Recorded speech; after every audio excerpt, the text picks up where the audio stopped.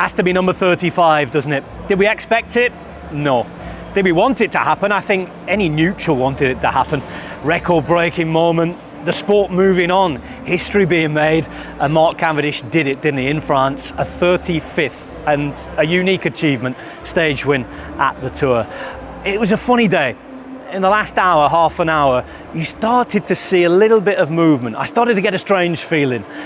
In the last kilometre, it was chaos, it was crazy. Commentary-wise, you're in it, you're talking through the moments. And then when it opened up at the end, that was it. What we'd been worrying about getting right, not getting wrong, calling the moment.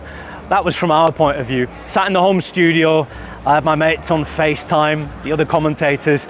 Their faces were a picture, Sean and Robbie, and it will be a moment that I certainly won't forget, and I'm pretty sure all of you fans watching at home will definitely not forget either. So Mark Cavendish's 35th Tour de France stage win is my stage and moment of the season.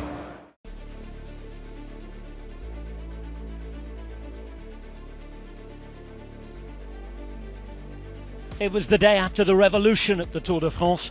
Stage 5 began after the big Alpine shake-up of the general classification. A chance for the sprinters, maybe an opportunity to rip up the record books, with Mark Cavendish with his second opportunity at this Tour of trying to take number 35 and have the record he shared with Eddy Merckx all for himself. There was a packed field of sprinters to try and prevent him doing it and to win for themselves at the Tour. Stage 5, Saint-Jean-de-Maurienne all the way to Saint-Vulbas, a first ever finish in the town in the Ain. It had previously hosted stage finishes at the Tour de l'Ain and at the Dauphiné. All of them had been sprints. The parcours for this one suggested that this would be no different. 177.4 kilometres and a chance after the mountains for the fast men. Pogačar was back in the yellow jersey, a 50th Grand Tour stage win for Slovenia the day before, since the first had been taken by Borut Božič 15 years before. It was a slow start. Headwind expected for most of the day. Would anybody want to go away in the breakaway? Just like on the way to Turin, the immediate answer was no. Cavendish, he was ready, at his fiddly very best, nervous, checking the equipment, as at the front there were no nerves. Ayuso and Lascano had been joking away, and eventually, after settling down for a while, the race started to take shape.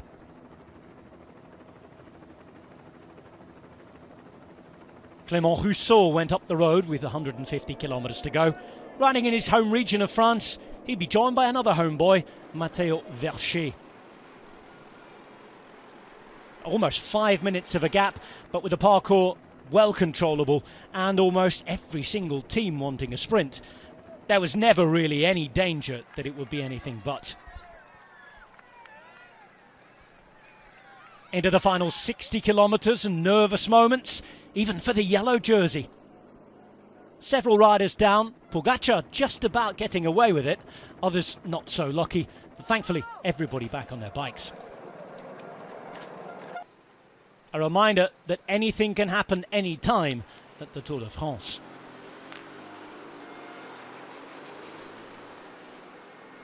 Intermediate sprint time came with 53.5 kilometres to go. 20 and 17 points were taken by the breakaway, who by this point had just less than a minute and a half. Pearson would draw right level with Girmay at this point in the green jersey standings. It seemed as though Abramson was about to lose the jersey. Question was, to who? The rain began to fall and the nerves continued to grow. 45 Ks to go became 42. Confirmation of that draw at the top of the standings. And confirmation we were going to have a sprint when the break was brought back with 36 Ks to go. A job well done for the two enjoying their day out on home roads. But there was no enjoyment for Alexander Kristoff. He crashed on a descent. And then there'd be another moment. This time the victim was Christophe Laporte. Both riders were back on the bike and okay. They'd soon both be back in the peloton. 15 Ks to go, and teams who had kept positions at the front going into the final 20k were keeping them. Astana Kazakhstan amongst them. With 5Ks to go, the dial really was turned up to the max. As with every sprint day at this tour, ready to be witnesses to history. Would it happen today? Would it happen at all?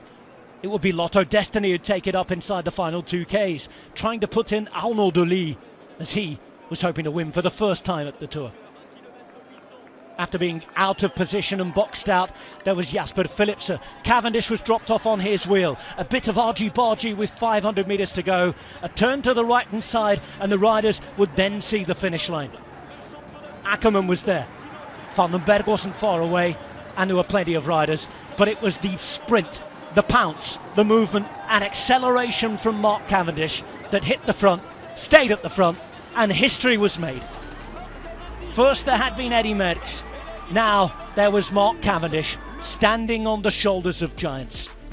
The Tour de France and the greatest of all time. With now one record breaker standing alone.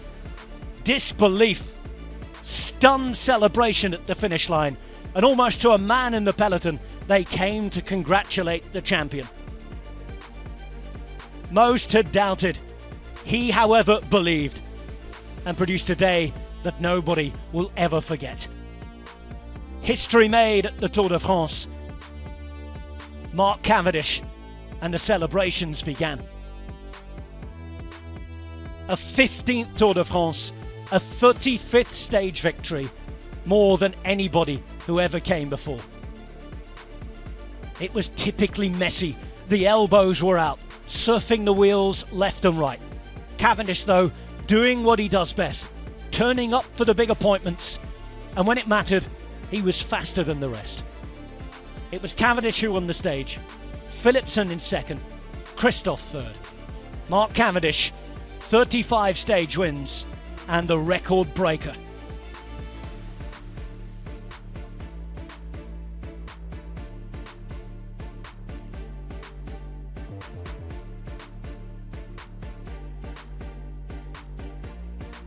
There was the moment. That was special. One for the history books.